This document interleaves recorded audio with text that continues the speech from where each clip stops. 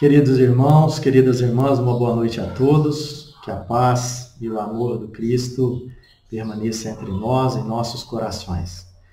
É com grande alegria que aqui estamos, mais uma noite, para apresentarmos mais um tema, para refletirmos a respeito das bem-aventuranças, especificamente a sétima bem-aventurança: bem-aventurados os pacificadores, porque serão chamados filhos de Deus.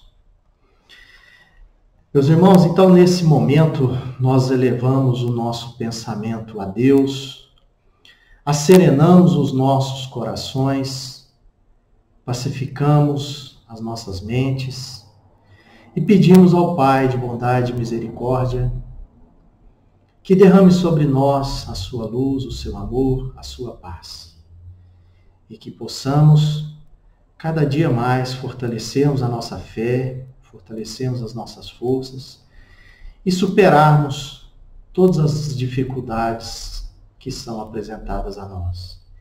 Entendemos que essas dificuldades têm também o seu propósito. Deus, no seu amor e na sua infinita misericórdia, nos apresenta tudo isso como oportunidade para o nosso progresso, como oportunidade para aprendermos a amar, oportunidade para buscarmos a verdadeira felicidade. Pedimos ao Pai que esteja conosco hoje e sempre, porque sabemos que o Senhor nunca nos abandona. E nos apresentou o Mestre Jesus, o nosso guia e modelo, exemplo de paz, exemplo de amor, e que possamos seguir a nossa trajetória, pautados nesse amor apresentado por Jesus, e seguimos em busca da nossa perfeição e da nossa felicidade. Permaneça, Pai, conosco hoje e sempre, que assim seja. Então, meus irmãos, se tratando das bem-aventuranças, Jesus nos apresenta essas bem-aventuranças no momento que ali ele reunia multidões, através ali do evento do Sermão da Montanha, como nós conhecemos, pelas passagens evangélicas a nós apresentadas. E essas bem-aventuranças têm um propósito de trazer para nós um resumo do código moral apresentado por Jesus em todos os evangelhos, os quais nós também temos a oportunidade de estudarmos.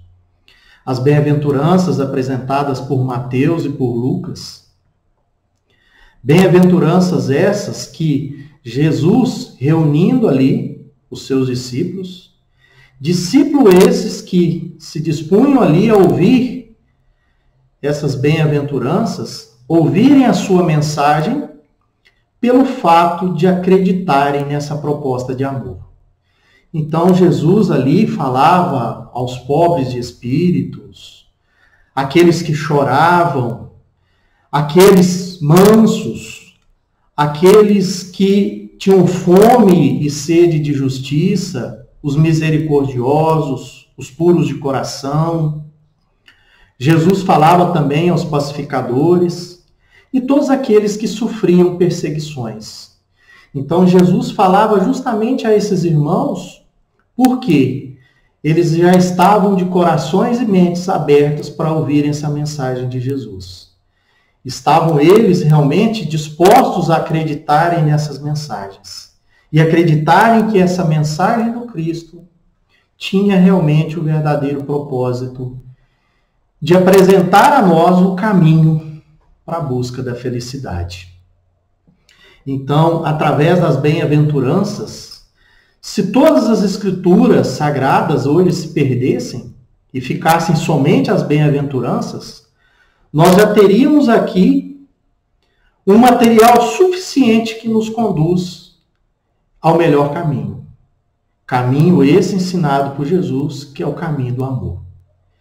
Então, meus irmãos, quando nós buscamos o entendimento da proposta de Jesus para a nossa vida, a gente entende que não se passa por busca de soluções mágicas, mas Jesus nos apresenta uma proposta como um processo que a gente vai parte por parte, galgando por esse processo e construindo o nosso progresso.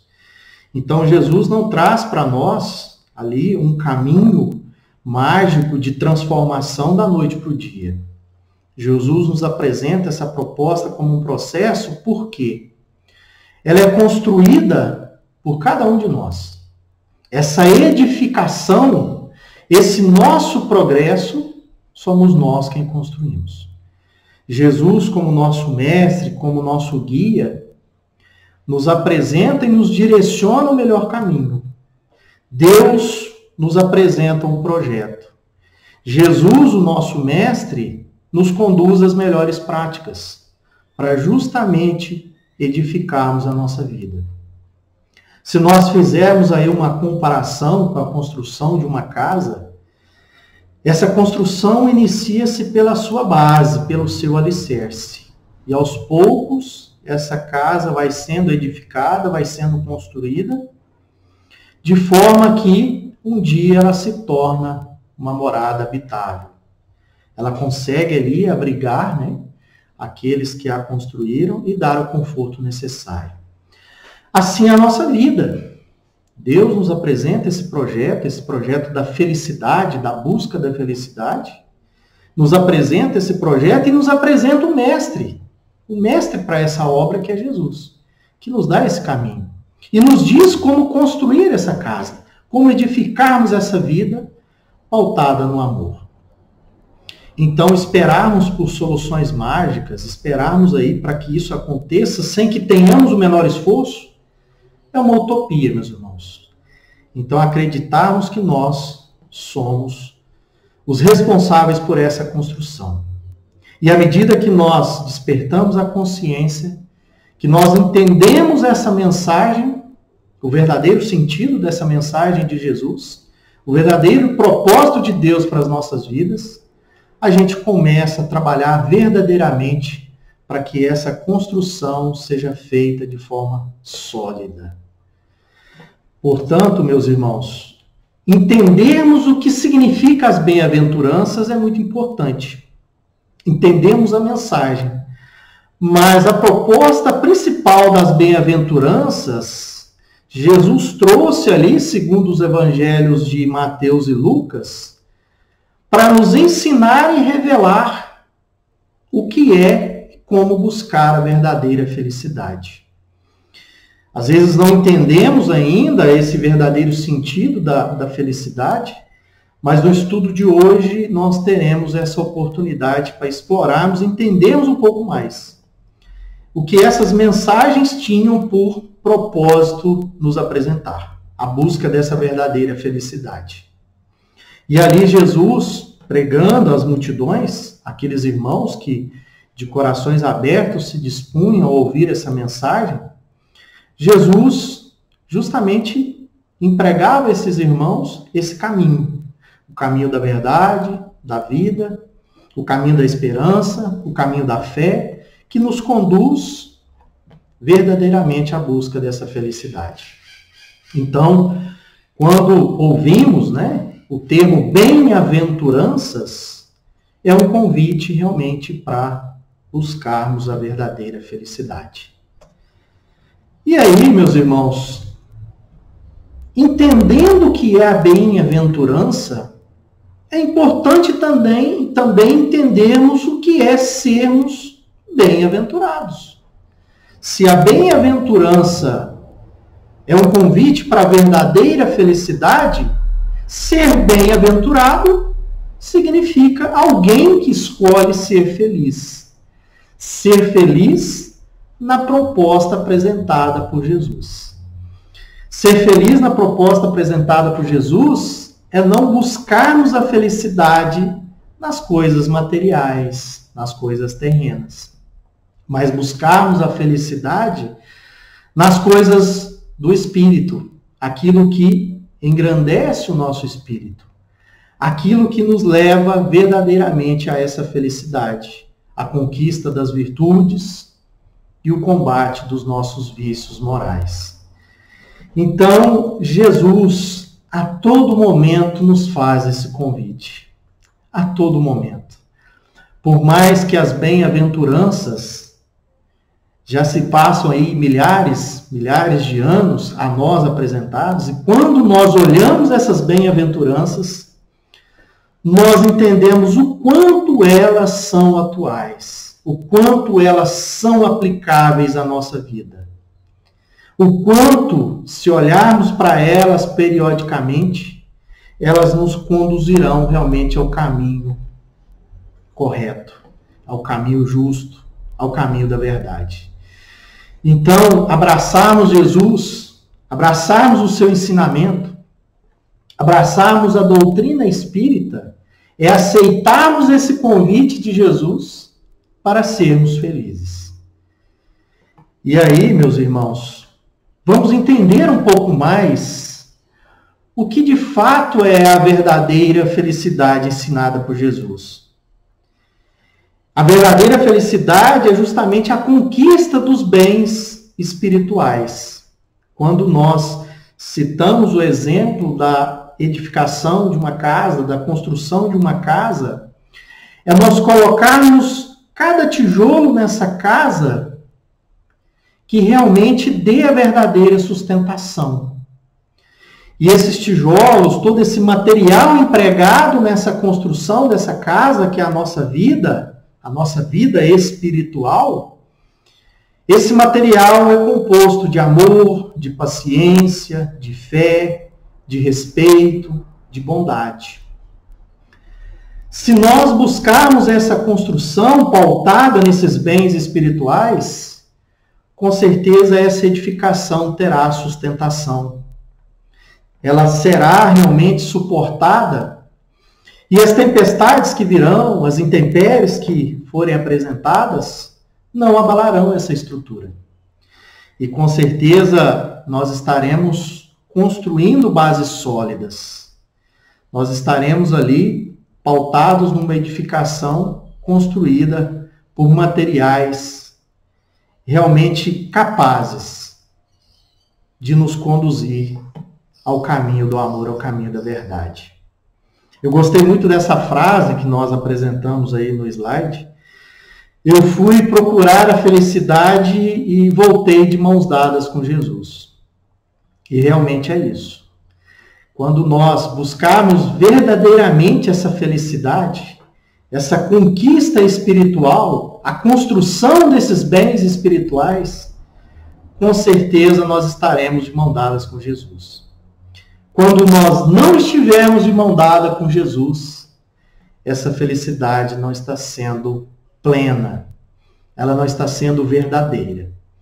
E possivelmente nós estaremos vivendo num mundo de ilusão. Estaremos construindo essa edificação de uma forma que não vai nos dar a sustentação devida.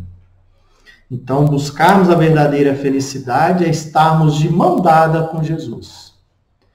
É estarmos dispostos verdadeiramente a construirmos esses bens espirituais.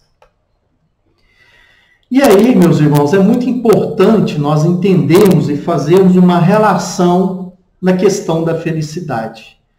Por vezes, nós entendemos a felicidade muito no sentido da vida material, mas deixamos de lado o entendimento da felicidade na vida moral. Então, a felicidade terrena, a felicidade material, ela é muito pautada na posse daquilo que é necessário para a nossa sobrevivência. Nós temos uma casa, nós temos um carro, nós temos um bom emprego. Tudo isso faz parte e é necessário para nós nessa oportunidade reencarnatória, nessa vivência aqui no mundo físico. Porém, nós entendemos que essa posse, ela só faz sentido se nós utilizarmos ela de uma maneira muito racional. Entendemos que aquele bem, que aquela posse, ela vai me dar uma sustentação para me suportar essa encarnação. Mas ela não pode ser o fim da minha experiência terrena. Ela vai me oferecer os meios, ela vai me possibilitar que eu construa essa edificação pautada nos bens espirituais. Que tudo aquilo que eu tenho aqui ao meu dispor, ele possa ser também válido não só a mim, mas também a todos aqueles que me rodeiam. Então, eu entender que a posse do bem material ela é essencial para a minha existência, mas ela não é o principal meio, não é o principal fim. E em relação à vida moral, essa verdadeira felicidade é termos a consciência tranquila e a fé no futuro. A consciência tranquila, meus irmãos, é no sentido de entendermos que todas as minhas ações, todos os meus atos estão pautados no ensinamento moral. Está pautado no ensinamento da verdade. Eu ter a tranquilidade que tudo aquilo que eu faço é bom para mim e é bom para o meu próximo. Porque o principal juiz é a nossa consciência.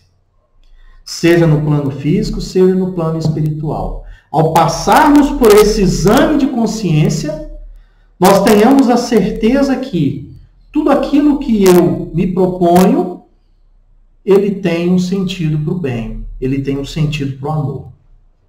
E a fé no futuro é acreditarmos que estamos aqui em busca desse progresso, estamos aqui aproveitando de mais uma oportunidade que foi concedida e que essa oportunidade só é bem aproveitada se aqui edificarmos esses bens espirituais.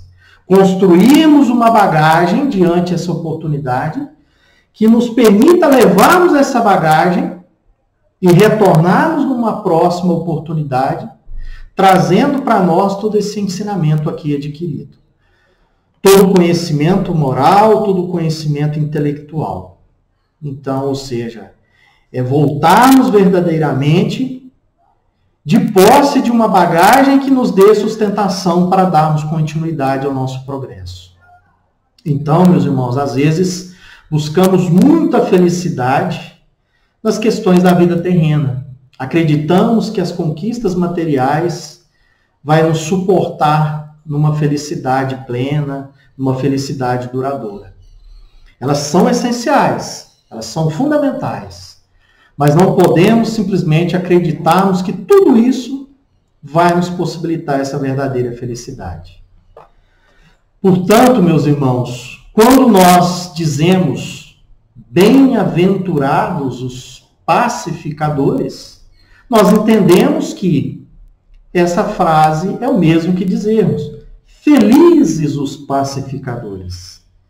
Felizes aqueles que estão construindo a paz pautado no ensinamento de Jesus. Felizes os pacificadores construindo essa felicidade de forma verdadeira. Então, o propósito do nosso estudo da noite de hoje é entendermos como sermos os verdadeiros pacificadores e, ao mesmo tempo, construtores dessa felicidade. E seguindo adiante, meus irmãos, é fundamental entendermos a relação existente entre pacífico e pacificador. Às vezes o fato de dizermos, olha, eu não gosto de intrigas, eu não gosto de confusão, eu sou uma pessoa do bem, eu sou simplesmente um pacificador. Eu sou um amigo da paz. Eu não gero conflitos, eu não entro em conflitos, eu fico ali no meu canto, por mais que a coisa está pegando fogo, como se diz popularmente, eu fico ali na minha e eu deixo as coisas acontecerem como estão acontecendo. Então eu sou um ser pacífico, eu sou amigo da paz. Mas o que é ser verdadeiramente um pacificador? É aquele que, além de pacífico, além de ser amigo da paz, ele trabalha e age em favor da paz. Então aqui a gente já vê uma diferença que nós, por um lado, temos uma atitude passiva e, por outro lado, nós temos uma atitude ativa. Nós somos atuantes. Então, além de não gostar dos conflitos, não gostar ali das guerras, né? Eu sou também um elemento de transformação quando eu sou pacificador. Eu trabalho realmente para combater esse conflito. Eu trabalho realmente para restabelecer a paz, de forma atuante. E aí, meus irmãos, nós concluímos que é muito bom sermos pacíficos, mas melhor ainda é sermos pacificador. E a todo momento nós temos essa oportunidade de sermos pacificadores. Mais adiante nós veremos alguns ícones conhecidos como pacificadores, que trabalharam em benefício da paz mundial, que trabalharam ali em benefício das nações às quais eles pertencem. Mas nós temos total condições de sermos esses pacificadores dentro do meio que nós atuamos. Dentro da nossa casa espírita, dentro do nosso lar, ao entorno da nossa família, no nosso ambiente de trabalho, ali no convívio com os vizinhos. Então, ou seja, a todo momento nós somos convidados a sermos esses pacificadores. No mundo de provas e expiações, onde as dores e as aflições acontecem, é muito comum a gente ver os conflitos existirem, muito relacionado principalmente aos interesses humanos, ao egoísmo, ao orgulho. Então, como elementos transformadores, como pacificadores, que a gente consiga, de fato, atuar diante desses conflitos e sermos realmente os pacificadores, o qual a boa-aventurança nos convida. E aí, meus irmãos, aqui cabe uma reflexão. Pararmos um pouco aqui o nosso estudo e fazermos essa reflexão. É fácil sermos pacíficos diante de todas as turbulências aqui vividas nesse mundo de provas e expiações? É fácil diante de todos os testes, os quais diante de todas as provas que diariamente a nós são apresentadas? É fácil sermos pacíficos? E a resposta é que não é. Não é fácil. Então, ou seja, mas por que não é fácil? Por que nós ainda não conseguimos verdadeiramente sermos pacíficos e sermos, consequentemente, verdadeiros pacificadores? Porque ainda carregamos conosco o orgulho e a vaidade. O orgulho que ainda é aquele conceito exagerado acerca de nós mesmos, né? E a vaidade que ainda é aquela aparência falsa e mentirosa que por muitas vezes nós apresentamos. Então, não é fácil ser pacífico porque esse orgulho por muitas vezes nos impede. E às vezes exalta até mesmo os nossos ânimos, desperta em nós outros vícios que às vezes estão ali, né? Também apresentados por nós em nossas atitudes. E esse orgulho, por muitas vezes, e essa vaidade não nos permite que a gente, de fato, seja pacífico. Então, o orgulho, por muitas vezes, não nos deixa perdoar, não deixa que realmente a gente ame, porque, às vezes, eu me exagero no meu conceito, eu sempre tenho uma razão, eu não vou perdoar porque eu estou certo, o outro sempre que está errado, não sou eu. Então, eu nunca me coloco no lugar do outro. Eu nunca sou indulgente para com o próximo. Então, esse orgulho, por vezes, nos atrapalha a sermos verdadeiramente pacíficos.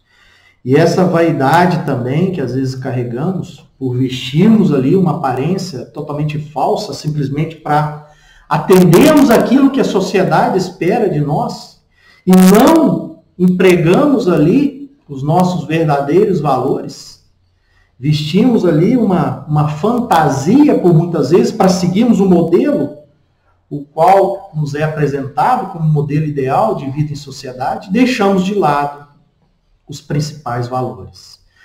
Passamos a ser vaidosos, e isso encobre também, dificulta a nossa ação na passividade, a ação para sermos pacificadores. Então, fica aqui, dentro dessa reflexão, meus irmãos, o convite para cada vez mais combatermos esse orgulho, combatermos essa vaidade. E, de fato, enxergarmos em nós as nossas deficiências, as nossas fraquezas e explorarmos a oportunidade de combatê-las. E às vezes a gente fala, eu tenho uma personalidade muito forte. Eu não sou pacífico porque eu sou uma pessoa sincera. Eu sou uma pessoa dura. Eu sou uma pessoa que, quando eu me posiciono com positividade. Eu sou uma pessoa que não abro mão daquilo que eu sei, daquilo que eu falo. E aí nós entendemos o que é a personalidade forte. Personalidade forte não é ser mal educado, sermos grosso, arrogante, vaidoso. Por muitas vezes agimos assim. E batemos a mão no peito e falamos, eu tenho a personalidade forte, por isso que eu sou assim. Então, ou seja, eu não abro mão daquilo que eu falo, daquilo que eu sei. E nós entendemos que personalidade forte verdadeiramente é sermos pacíficos. Ninguém consegue convencer ninguém consegue passar uma mensagem positiva sendo grosso, mal educado, arrogante. Ninguém combate o mal com o mal. E é mesmo pacífico mesmo quando somos provocados ao conflito. E aqui também, nós somos convidados ao equilíbro. Então, diante das situações às quais somos apresentados, as provas que coloca a todo momento, o nosso conhecimento e as nossas atitudes em xeque, realmente entendemos que sermos pacíficos não é sermos grossos, sermos mal educados. Queremos transformar as pessoas pelo medo, pela repressão, como às vezes vemos muitas atitudes nesse sentido. Então, mesmo quando provocado ao conflito, que a gente tenha o equilíbrio e que a gente consiga, de forma muito segura, sermos pacíficos. Passarmos uma mensagem que nos mostre a questão de que estamos agindo em combate à vaidade ou ao orgulho. Não queremos sermos o dono da razão, sempre queremos sermos o dono da verdade, sempre queremos sermos a escola do mundo. Não, sermos pacífico, melhor dizendo, é sermos também exemplo de passividade, de equilíbrio. E aí, meus irmãos, ser pacífico não quer dizer que somos passivos ou sem opinião. Às vezes a pessoa acha que ser pacífico é ficar no canto dela ali, deixar as coisas acontecerem e não contribuírem com questões fundamentais em torno do nosso convívio social. Então, é justo e legítimo fixarmos a nossa opinião contrária. Nós não somos obrigados a concordarmos com tudo. Nós não somos obrigados a baixar a cabeça para tudo. Mas é fundamental que isso seja feito de forma serena e construtiva. Então, em qualquer momento das oportunidades que temos, seja no lar, seja no trabalho, no convívio social, nós podemos discordar de opiniões, mas que essa discórdia ela seja de uma forma que não seja agressiva. Eu não preciso ser agressivo para ser uma pessoa que coloque e expõe as minhas opiniões de forma construtiva. É nós adotarmos uma posição mental pacificadora e tranquila. É nós colocarmos numa situação vibratória que não demonstremos um desequilíbrio psicológico, um desequilíbrio espiritual. Então, sermos totalmente passivos é atendermos simplesmente o desejo dos outros. Deixa que os outros resolvam, deixa que os outros façam. E quando eu sou agressivo, eu estou ali simplesmente colocando os meus desejos. Então, o objetivo não é sermos passivos e nem mesmo agressivos. Quando eu sou agressivo, eu estou ali defendendo a minha opinião, a minha proposta, que não necessariamente é o bem comum. Eu quero ali impor uma condição que para mim seja satisfatória, mas que não necessariamente atenda a todos aqueles que me cercam. Então o objetivo é estarmos o quê? Sempre de forma assertiva. Eu não sou passivo e nem mesmo agressivo. Eu sou uma pessoa assertiva. E o que é ser uma pessoa assertiva? É uma pessoa que argumenta, que contradiz, pautado em fatos e dados, que realmente demonstrem que a sua opinião pode ser a opinião que venha a contribuir para o bem comum. Então, é não sermos passivos e nem agressivos, é sermos de fato assertivos. É colocarmos as nossas opiniões, colocarmos as nossas propostas de forma que seja o melhor para mim e o melhor para todos. Pois bem, meus irmãos, e para isso, nada melhor do que o Evangelho de Jesus para nos apresentarmos essa proposta de assertividade. Então, Jesus, além de nos trazer um guia moral, ele nos apresenta também um guia de saúde mental. Então, diante os nossos desequilíbrios psíquicos, os nossos desequilíbrios espirituais, o Evangelho de Jesus nos mostra realmente qual que é esse caminho. Como ser assertivo, como seguir aquilo que Jesus ensina, como me posicionar, como ser passivo, como ser pacificador, segundo Jesus.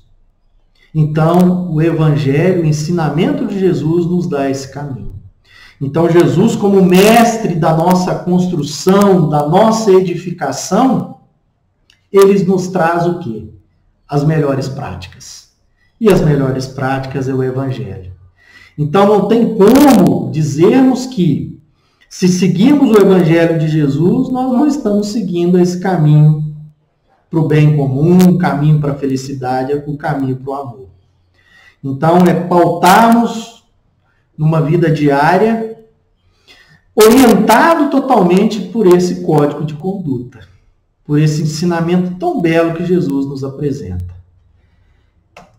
E aí, meus irmãos, na dúvida, sempre na dúvida, diante de cada situação, de cada prova, de cada conflito, na dúvida sobre como proceder em situações dessas guerras as quais vivemos no dia a dia, é muito importante nós pararmos e pensarmos: se eu fosse Jesus, o que faria?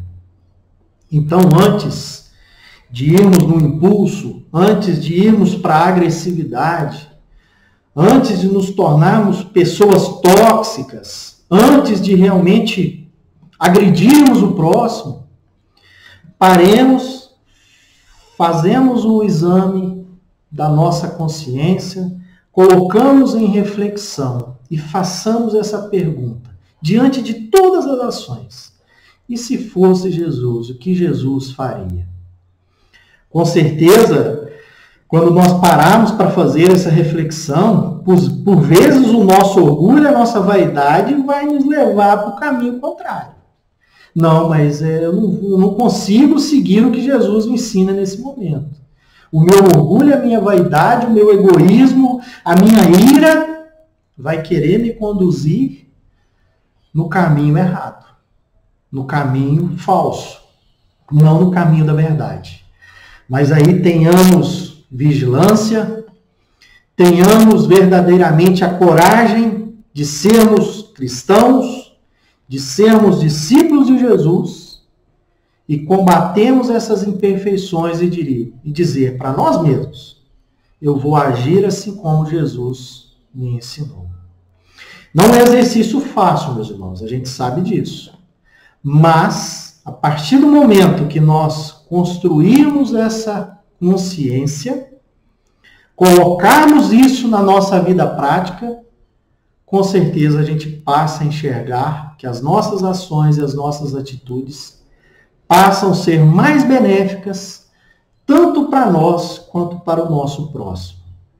E verdadeiramente a gente começa a reconhecermos que, por mais que eu ainda não seja o pacificador, eu já consigo ser uma pessoa pacífica e já começo ali também a dar o passo para ser o pacificador, conforme o Mestre nos ensinou. E aí, meus irmãos, sermos pacificadores é sermos um agente direto da vontade divina no trabalho de harmonizar as relações no mundo. Então, ser esse agente direto da vontade divina é realmente assumirmos para nós esse compromisso com o Pai. É assumirmos para nós que eu sou um elemento de transformação no mundo que eu vivo. Que eu sou aquele que, diante de todas as situações de conflito, o meu objetivo é pacificar. O meu objetivo é harmonizar. E como diria Francisco de Assis, também um grande exemplo de pacificação entre nós. Primeiro, para nós, a gente vê a figura de Jesus como grande pacificador. E em segundo, eu acho que não teria um exemplo mais vivo para nós do que Francisco de Assis. Nós realmente seremos um instrumento da paz do Senhor. Então, buscarmos, pautarmos no ensinamento de Francisco de Assis, no exemplo apresentado por Francisco de Assis, como esse verdadeiro instrumento de paz. É deixarmos de lado muitas questões do mundo, como fez Francisco de Assis, e buscarmos, de fato, seguirmos uma vida pautada na paz, pautada no amor.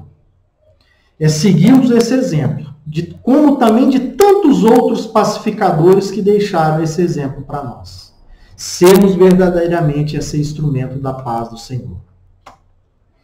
E aí, meus irmãos, para entendermos um pouco mais a mensagem dessa bem-aventurança, e por que os pacificadores serão chamados filhos de Deus?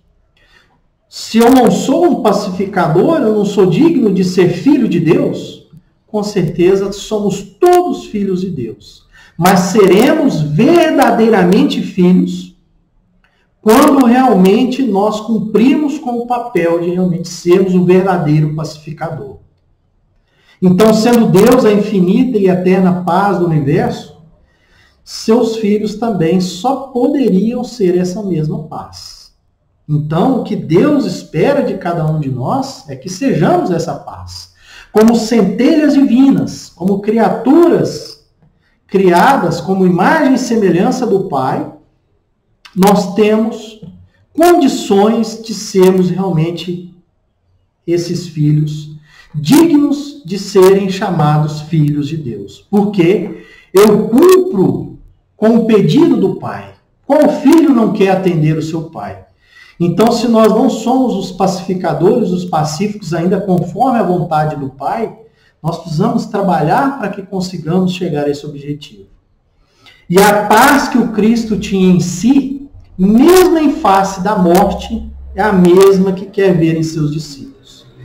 Então, como exemplo de pacificador, o Cristo, ali diante da sua crucificação, diante do seu momento de dor, ele não negou ao Pai o seu amor a nós. Ele pediu ao Pai que nos perdoasse, porque nós não sabíamos o que ali nós estávamos fazendo.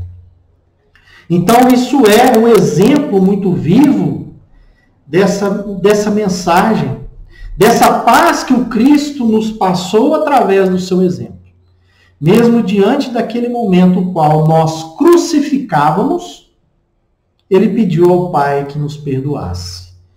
Então, ou seja, mesmo diante dessa dor, o Cristo demonstra a nós o seu verdadeiro amor. E aí, meus irmãos, para fecharmos esse entendimento, porque os pacificadores serão chamados filhos de Deus, é também uma oportunidade para buscarmos também a paz em nós mesmos. Como que eu vou ser um pacificador? Como eu vou ser pacífico se eu não tenho paz comigo mesmo? Para ser um elemento de transformação, para ser aquela pessoa que vai contaminar essa paz em torno daqueles que me cercam, eu preciso também estar em paz comigo mesmo. Eu preciso combater todas aquelas dificuldades que ainda eu encontro comigo mesmo em ser realmente um elemento de paz, começando comigo mesmo. E aí, quando nós encontrarmos essa paz em nós mesmos, nós saberemos dividi-la. Porque como que eu vou dividir aquilo que eu não tenho? Eu só divido aquilo que eu tenho. Então, se eu não tenho paz comigo mesmo, eu não consigo distribuir essa paz a todos que me cercam. E sendo pacificadores, seremos realmente dignos de sermos filhos de Deus. Então, busquemos primeiramente essa paz interior. Busquemos resolver todos aqueles conflitos que ainda formam uma barreira na construção dessa paz conosco. A partir do momento que nós resolvemos essas barreiras, estivermos em paz conosco, nós também teremos condições de distribuir essa paz. E para nós entendermos um pouco mais desse conceito de paz, nós buscamos aqui de uma forma didática, simples, objetiva, um entendimento. A paz, ela inclui o bem-estar geral do homem. Então, ou seja, se não existe paz, não existe bem-estar. E a gente consegue comprovar isso mediante as oportunidades que a gente tem de ver situações de conflito que tudo entra em desequilíbrio quando não existe a paz presente. A paz é a libertação do mal e a presença de coisas boas. Que coisas boas são essas? São as coisas de Deus. Se não existe coisas boas ali presente, porque não são coisas de Deus. Não tem ali sendo apresentado aquilo que Deus nos mostrou como melhor para as nossas vidas. A paz também é estarmos em harmonia com Deus, é estarmos nesta conexão, é estarmos ligados com Deus, conosco e com o próximo. Então, fecha-se aqui um triângulo, né? Que paz é harmonia com Deus, harmonia comigo e harmonia com o próximo. Se qualquer uma desses lados desse triângulo estiverem em desequilíbrio, infelizmente, nós não temos a paz na sua plenitude. Então, meus irmãos, trabalhemos para que consigamos construir essa paz, de forma que todos os elos da cadeia se fechem e se complementem uns aos outros. E aí, paz de espírito não é ausência de conflito na vida. A gente sabe que, vivendo aqui no mundo de provas e expiações, a todo momento os conflitos são apresentados a nós. A todo momento nós somos testados em situações que colocam à prova o nosso conhecimento, o nosso equilíbrio e a nossa habilidade de lidarmos com esse conflito. Mas a paz de espírito é a capacidade que nós temos para lidar com tudo isso. É o nosso exame de consciência diante de todas essas situações e o nosso direcionamento de ações para lidarmos com todas essas situações. Se eu consigo lidar com isso de forma equilibrada, de uma forma pautada no ensinamento por Jesus, eu estou aqui empregando e buscando a minha paz de espírito. E é fato que para nós pregarmos essa paz de espírito para com o próximo, primeiro eu preciso tê-la dentro de mim. Voltamos a dizer, eu não consigo dar aquilo que eu não tenho. Então, para mim, ser um instrumento de paz, um instrumento de amor, eu preciso ter a paz e o amor dentro de mim. E aí, meus irmãos, para vencermos todas essas barreiras, para construirmos essa paz, para vencermos esses inimigos que ainda nos impedem de sermos esse instrumento de paz, é fundamental aqui nós vencermos o círculo vicioso dos nossos erros milenares. O ódio, a ofensa, a discórdia, a dúvida, o desespero e as tristezas. Voltamos a dizer, dificilmente nós conseguiremos nos livrarmos de situações que não nos apresente tudo isso. Mas a forma como nós agiremos diante de todas essas situações vai mostrar aqui o quanto eu estou trabalhando para combater todos esses vícios que a mim é apresentado e que eu ainda os tenho. E como é que nós vamos cultivar tudo isso? Empregando em nossas ações o amor, o perdão, a união, a fé, a verdade, a esperança e a luz. Tudo isso que nós vimos aqui como virtudes, a gente volta ao Evangelho de Jesus e tudo isso é apresentado para nós de forma muito clara. Então, quando dizemos minutos atrás, nós seguimos o exemplo de Jesus, seguimos o ensinamento de Jesus, é cultivarmos todas essas virtudes na nossa vida diária. É realmente colocarmos esse tijolo, colocarmos esse cimento na construção, na edificação da nossa vida. É pautarmos por esses princípios, por essas virtudes como caminho da verdade da vida. E aí, meus irmãos, por mais que nós vivenciamos no dia a dia ações que predominam no mal, a mídia, infelizmente, divulga muito ações que norteiam o mal, a gente sabe que o bem e as boas ações ainda passam despercebidas. Infelizmente, o mal fala mais alto do que o bem. Mas é fundamental nós continuarmos confiando que a vitória final sempre será da paz, da esperança e da caridade. Quando, infelizmente, nós ligamos aí os noticiários, conectamos aí nas redes sociais, são muitos os exemplos, infelizmente, do mal, apresentado, de diferentes formas. E é muito poucos os exemplos que a gente observa do bem. Mas cada exemplo que a gente observa para o bem, que a gente abraça esses exemplos como exemplo e como força para continuarmos atuando nesse sentido. O mal vai falar mais alto, mas cada ação no bem, a gente saiba que ela será vitoriosa. E por menor que ela seja, e por menor que ela gere um impacto, a gente continue acreditando que esse é o melhor caminho.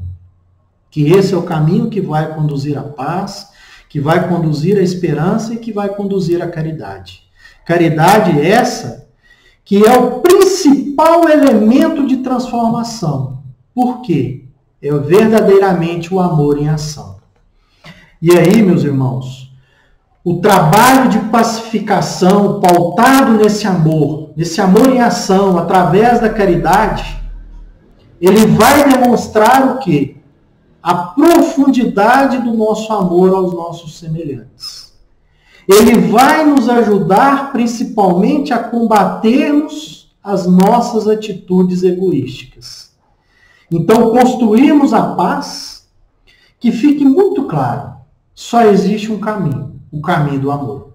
E como prática desse amor, que coloquemos a caridade em primeiro plano. Que passemos a entender que a caridade, no seu sentido amplo e não simplesmente no sentido da doação material, ela é o elemento de transformação.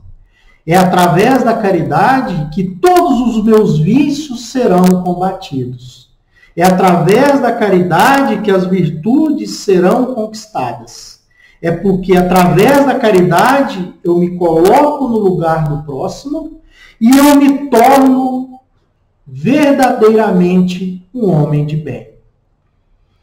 Então, para se dirigir a Deus, gostei muito dessa frase, só existe uma senha, a caridade. Porque a caridade é o amor em ação. Mas é fundamental entendermos que não há caridade sem esquecimento das ofensas, das injúrias, Não há caridade com ódio no coração e sem perdão. Então, para dizermos que realmente nós colocamos a caridade em prática, e a caridade é um elemento de transformação e de construção da paz, que tenhamos em mente que tudo isso tem que ser pautado principalmente no esquecimento das ofensas e no perdão. Caso contrário, essa caridade simplesmente é uma ação mecânica e que ela não é instrumento de transformação. E que por vezes nós faremos para, de alguma forma, enchermos ainda mais o nosso orgulho e ainda mais a nossa vaidade. Então ela só é realmente verdadeira quando realizada na sua essência, realizada na sua pureza, e deixando de lado todos os vícios que infelizmente ainda temos e que é um obstáculo para a nossa transformação. E aí, meus irmãos, sermos verdadeiramente homens de bem é realmente nos colocarmos no lugar do próximo. É realmente fazermos a pergunta mágica, vamos dizer assim. E se fosse comigo, como que eu gostaria que o irmão estivesse agindo? Então, sermos homens e mulheres de bem é realmente trabalharmos nesse sentido. O que é bom para mim tem que ser bom para o outro. É realmente nos colocarmos nessa posição. E não nos colocarmos na condição de ser sempre melhor do que o outro. E aí, meus irmãos, entendemos que a caridade ela é um instrumento de cura. Ela vai curar as nossas dores, porque a partir do momento que eu me coloco no lugar do próximo, eu me coloco como ali um instrumento de amor, ela vai nos curar, ela vai nos transformar. E por muitas vezes nós buscamos as curas das doenças das almas nos consultórios médicos, nos intoxicando de medicamentos, buscando ali uma cura que não será a cura verdadeira. Ou seja, nós cortaremos a febre, mas não cortaremos a infecção. Então, realmente, a caridade só vai nos curar a partir do momento que nós desenvolvemos valores como a paciência, a humildade, a bondade, o perdão e a tolerância. E nós teremos a consciência plena e em perfeito entrosamento com Deus. Porque eu estarei agindo segundo a sua vontade, estarei agindo em busca da felicidade verdadeira. É assim que nós realmente seremos curados. Na construção de tudo aquilo que nos conduz ao bem e que nos proporciona sermos o instrumento do bem. E aí, meus irmãos, temos várias oportunidades de sermos esse instrumento do bem, esse instrumento da paz. Isso começa dentro dos nossos lares, junto daqueles que estão mais próximos de nós. Dentro daquela empresa a qual eu trabalho, dentro daquela empresa a qual eu sou dono, dentro da qual aquela empresa eu convivo, dentro da casa espírita, dentro do meu ambiente familiar. Então, a paz só vai ser construída quando nós começarmos nessas pequenas ações, nesses pequenos ambientes, e formos contaminando ela para a paz mundial. Através do exemplo que eu levo para dentro do meu lar, junto aos meus filhos, junto à minha esposa, junto ao meu marido, junto a todos aqueles que me cercam. Demonstrando atitudes positivas e de construção dessa paz, de construção desse amor. Então, comecemos essa construção, toda essa edificação, dentro e junto àqueles os quais estamos mais próximos.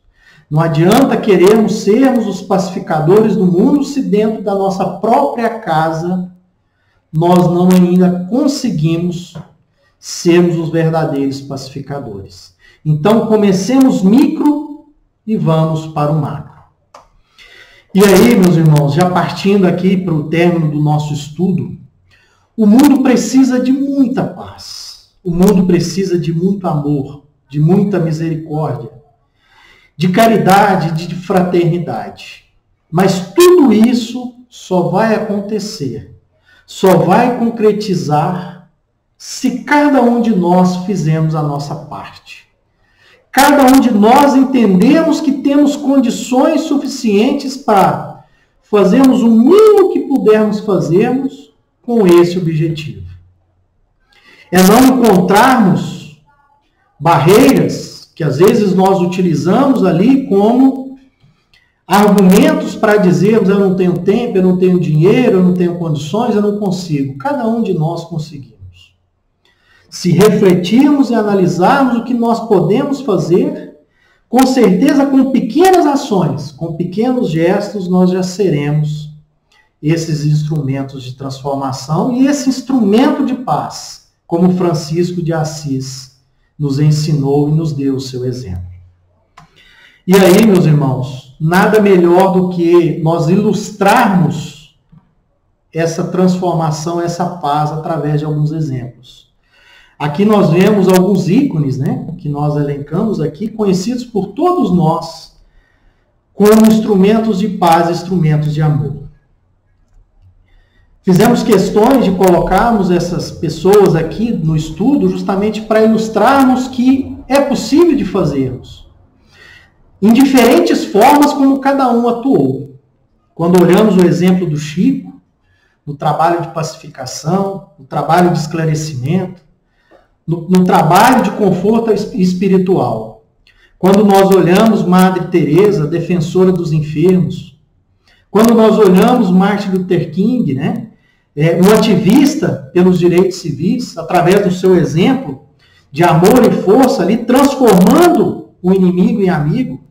Quando nós olhamos o Gandhi, um revolucionário pacificador, que buscou a paz ali, né, de forma que combateu todo o mal de forma pacífica. Quando nós vemos Nelson Mandela, também um ativista, ali ante o apartheid, ele deixou como mensagem para nós que bravo não é quem sente medo, é o que vence. Então, nós vemos também exemplos do Dalai Lama, nós vemos aqui o Colin Hall, fundador da Unesco, né? Ele deixou esse legado aí tão importante como é a Unesco até hoje, no trabalho da paz, no trabalho do amor mundial. Então, através desses exemplos que citamos aqui, que foram ícones de transformação, ali no meio ao qual eles viviam, mas quantos nós temos também convivendo ao nosso meio que faz um trabalho de paz, um trabalho de transformação. Se nós começarmos a elencar aqui, nós começarmos pelos que estão até mesmo mais próximos de nós, trazendo através de exemplos, através de ações, o trabalho voltado para o amor e para a paz. Então, meus irmãos, que possamos nos inspirar nesses ícones, nessas pessoas que deixaram o seu legado de amor, e que possamos também acreditar que cada um de nós somos capazes. E aí, meus irmãos, eu agradeço a todos e peço que a paz de Deus esteja sempre em tua casa, esteja sempre contigo.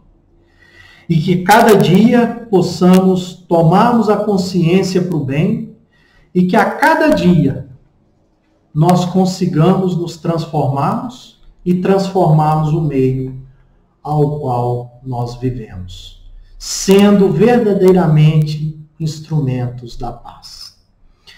Eu vou encerrar o estudo da noite, meus irmãos, trazendo uma prece que se chama Prece de Paz e agradecendo a Deus por mais essa oportunidade, pela espiritualidade benfeitora que esteve conosco, pedindo que a luz desça sobre cada um dos nossos irmãos, sobre cada um daqueles que se encontram em dificuldades, que se encontram nesse momento de dor e acreditando, meu Pai, que o Senhor é o caminho da verdade e da vida. E em busca dessa felicidade a qual o Senhor nos apresenta, aqui estamos, em busca dessa construção, dessa edificação, pautados no seu amor, na sua verdade. E esperamos que cada vez mais, tomados por uma consciência, consigamos realmente transformar os nossos vícios em virtudes e sermos verdadeiramente elementos da paz. E assim, meus irmãos, nós agradecemos fazendo a prece da paz. Senhor Jesus, em teu amor infinito, concede-nos a tua paz. Ensina-nos a viver e a servir em paz. Conserva-nos os corações no caminho da paz. Auxilia-nos a compreendermos uns aos outros no clima da paz. Senhor, em tua misericórdia, abençoe-nos com a tua paz, agora e sempre. Assim seja. Fiquem todos com Deus e uma boa noite, meus irmãos. Muito obrigado.